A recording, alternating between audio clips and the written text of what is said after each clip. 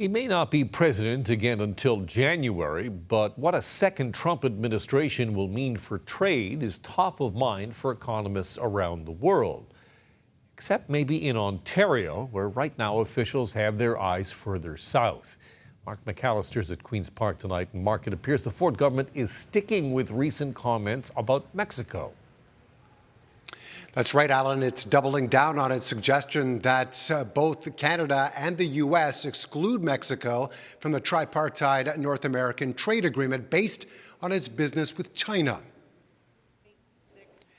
Premier Ford first brought his concerns forward last week, suggesting that Mexico has become, quote, a backdoor for Chinese cars, auto parts, and other products into Canadian and American markets, and that free trade needs to be fair. The province's Minister of Economic Development today continuing to try and make the point that Ontario alone is one of the largest trading partners for the U.S. and should have a voice.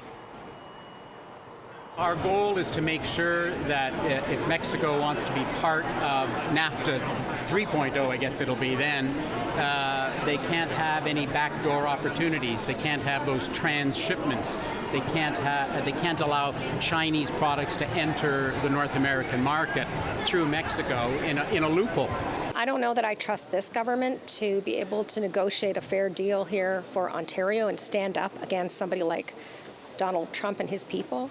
I hear every day from folks in industries that are deeply concerned about what the impact is going to be of a Trump government in the States and that kind of protectionism. And a notable disruption to tell you about here at Queen's Park today in the legislature.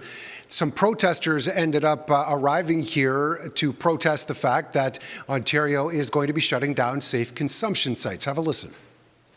This government has taken mental health and addictions issues extremely seriously. It's invested more money. I was 25 years old when I began accessing harm reduction services. The province tabled its bill to shut down 10 facilities considered too close to schools and daycares in Ontario yesterday. Those opposed to the closure say people will die without proper access to assistance and facilities. And finally, Premier Ford today offering his thoughts on the price tag the city has offered up for tearing down the bike lanes that the province is suggesting at this point on Bloor, Yonge and University. The $48 million that came forward. Premier Ford saying it is hogwash and, quote, we're going to show them how to do it for a lot less, although no further details have been offered up.